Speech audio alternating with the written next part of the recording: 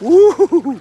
Oh, Lord. Didn't want to do this morning. Kind of did, though. I don't know. It's getting nice. Man, that's cold. Good Lord. It's 34 degrees out here. I just hit a workout in the gym, and I've got a training all weekend. So I don't know if I've ever actually explained my story and what we do or what I do for a living. That's because I just don't want people to go, oh, you use your social media to promote business or something like that. And I really don't. I want to help people. I want people to understand just how valuable they are, just how important they are, and just what seeds of greatness they have in them. Man, this hurts. Oh my goodness. Pain sets into the feet, the hands.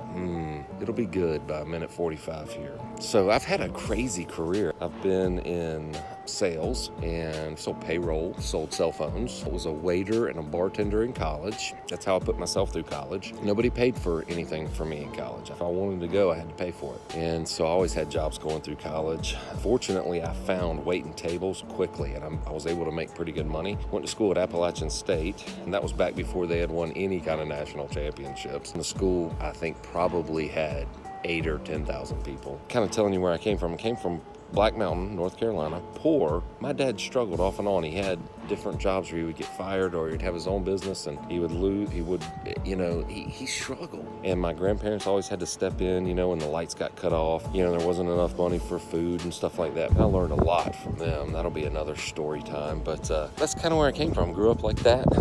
I actually got to go to a private Christian school because my mom was a librarian there. So that was the only way we got to go there. We couldn't afford it. My brothers, I think, got kicked out.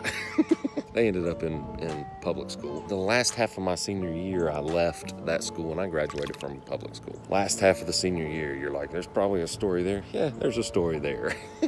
Maybe I'll tell that too. But ended up going to Appalachian State, paying for that. And I crammed 4 years of college into 5. Like I was really, really top of my class. Not really. And, oh shit.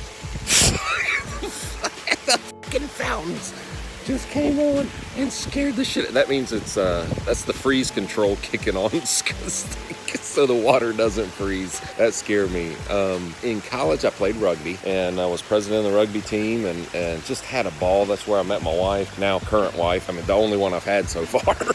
With all the divorces going on in the world, I've been married once. I met her in college and we're still married. On the 11th is the 20th, which was a couple days ago. It was our 20th anniversary of when I asked her to marry me. So anyway, it's hard to think straight in this colder water and actually tell a story. This is stretching for me. So played rugby out of college. I still bartended because it was comfortable and I could make more money there than I thought I could make doing anything else. I really didn't think I could do anything in the professional world. My self-esteem wasn't there because I didn't come from any of that environment. I had no idea. Like I grew up with not much.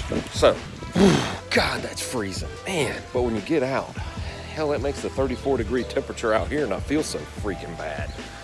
Is it better to do it like this? I don't even know how to hold the camera so that it appears better on social media.